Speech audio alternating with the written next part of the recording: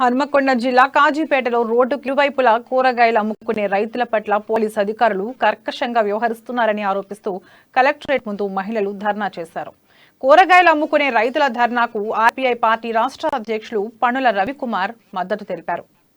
2001 నుండి కూరగాయలు అమ్ముకొని కుటుంబం పోషించుకునే పేదలపై అధికారులు దురుసుగా ప్రవర్తించడం మానుకోవాలని రవికుమార్ డిమాండ్ చేశారు. లేని పక్షంలో పోరాటం తీవ్రతరం చేస్తామని హెచ్చరించారు. ఇకనైనా ట్రాఫిక్, పోలీస్, మున్సిపల్ అధికారులు తమ తీరును మార్చుకోవాలని కోరుతూ పలు డిమాండ్లతో కూడిన వినతి పత్రాన్ని కలెక్టర్కు అందజేశారు. ఈ కార్యక్రమంలో ఆర్పీఐ రాష్ట్ర మహిళా అధ్యక్షులు సరిగమ్ముల స్నేహలత, బందెల యాదలక్ష్మి, శనిగరం అనిత, సురేష్, దినేష్, ఆరూరి విజయ, పుట్ట రాజమణి, తాటికాల భాగ్య, చిర్ర సునీల్, యాకయ్య, దినేష్, కవిత, శివ పాల్గొన్నారు.